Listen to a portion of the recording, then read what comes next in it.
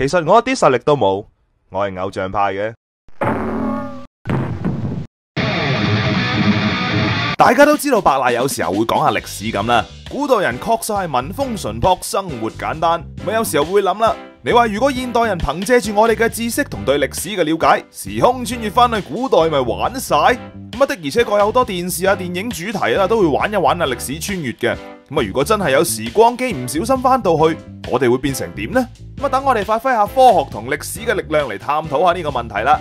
首先我哋先揀個時間啊。而家2016，取整1000年前啦，去1016年嗰一年咧係北宋宋真宗大中長符9年，個年號係怪啲嘅。呢一年咧都算四海升平，冇咩大戰亂。宋真宗咧又算係出名嘅好皇帝，咁睇上去唔錯，就出發去1016年啦。咪住，出發前先要諗清楚。如果你係一個都市人，我有理由相信你係居住喺一座高樓大廈內。如果咁樣穿越翻去1016年嘅同樣位置，咁你最多只能夠體驗3秒鐘嘅過去時光啦，因為你將會打死。咁落1樓應該冇咩問題啦啩？都一樣好難講嘅。咁視乎你居住嘅地段，如果你喺填海嘅地區，又或者係河岸附近，1000年前嘅河海岸線土貌狀況大有不同。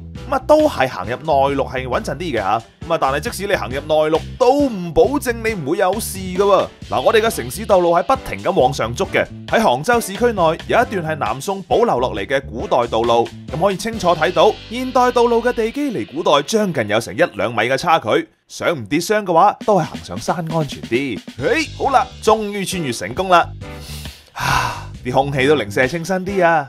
第一件事呢，將你啲手提電話啊、鎖匙啊，全部抌晒佢啦，呢度冇可能用到噶啦。咁銀包呢，可以裝銀紙啩？喺宋真宗嘅時候，四川嘅交紙唔係嗰個膠啊，係唯一通用嘅紙幣，但係都唔算國家發行嘅。直到南宋先至有比較正式流通嘅紙幣會紙。喺呢個時候，如果用你銀包嚟裝碎銀銅錢，好難塞啫，掉咗佢算啦。如果你係近視嘅話咧，最好都咪戴眼鏡啦，費事俾人以為你係怪物啊！最重要係快啲將你身上面嘅 T 恤牛仔褲換晒佢啊！喺呢度太潮啦！喺冇車冇馬甚至冇路嘅地方，你好不容易行到咗附近一個漁村，有戶好心人家勉強聽得明你講咩，收留咗你。你而家要面對嘅係，你係唔會有機會飲到可樂啊，食到薯片噶啦。普通飯啊都難求啊，甚至一杯乾淨嘅水你都未必飲到啊！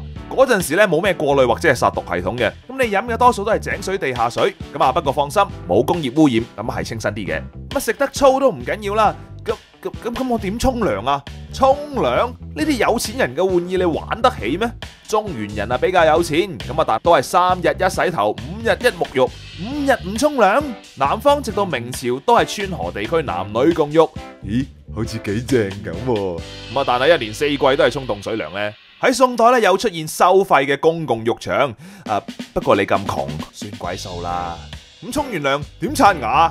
你好彩啦吓，牙刷係出現於北宋嘅中葉，你趕得上刷牙嘅年代啊。雖然係叫做牙刷，其實都係用竹木做柄，另外一端咧就直上馬尾。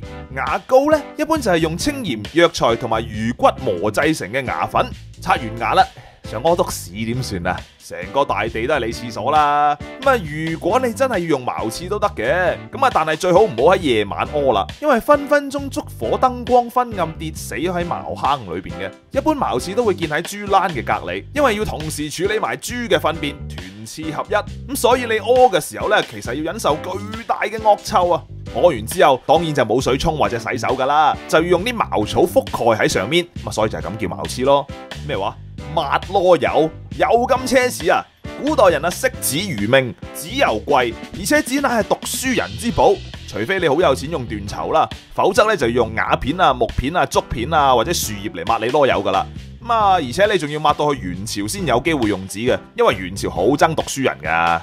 但係你一身好本領，翻到嚟冇理由要屈就喺個小漁村度度過一世啊嘛！大丈夫馬革裹屍，唔創一番事業點得啊？更何況你而家嘅情況就好似知道六合彩將來開乜，然後翻去買，冇理由唔買啊嘛！幾大都要衝出去啦！宋代嘅廣東唔係，當時係唔叫廣東省嘅，係叫做廣南東路。最繁華嘅當然就係廣州啦。廣州乃係宋代中葉僅次於泉州嘅第2大港口，不過比起中原嚟講啦，呢度都係算比較窮嘅。不過點都好啦，第一站向廣州出發，下一集歷史認真 Mo，再同你睇下廣州當時係咩生活啦。